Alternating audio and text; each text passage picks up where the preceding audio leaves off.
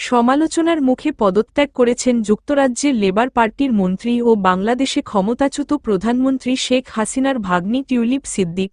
এবার তাকে দুর্নীতিবাজ বলে আখ্যা দিলেন আলোচিত মার্কিন ধনকুবের ইলন মাস্ক।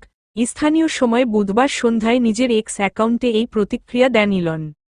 দুর্নীতির অভিযোগে আলোচিত টিউলিপ সিদ্দিকির পদত্যাগের বিষয়ে মারিও নাউফালের একটি টুইট বার্তা শেয়ার করে ইলন মাস্ক লিখেছেন, লেবার পার্টির শিশুকল্যাণ মন্ত্রী শিশু নিগ্রহকারীদের নিরাপত্তা দেয় আর দুর্নীতিবিরোধী মন্ত্রী নিজেই দুর্নীতিবাজ।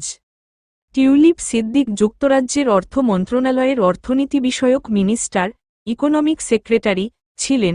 দেশটির আর্থিক খাতে দুর্নীতি বন্ধের দায়িত্ব ছিল তার কাঁধে। গত আগস্টে গণ অভ্যুত্থানে শেখ হাসিনা ক্ষমতাচ্যুত হওয়ার পর তার ও তার পরিবারের বিরুদ্ধে বিপুল অর্থ আত্মসাতের অভিযোগ ওঠে। এতে টিউলিপ সিদ্দিকির সংশ্লিষ্টতা রয়েছে বলে অভিযোগ উঠলে তাকে বহিষ্কারের দাবি ওঠে। এক পর্যায়ে যুক্তরাজ্যের সিটি মিনিস্টারের পদ থেকে পদত্যাগ করেন তিনি।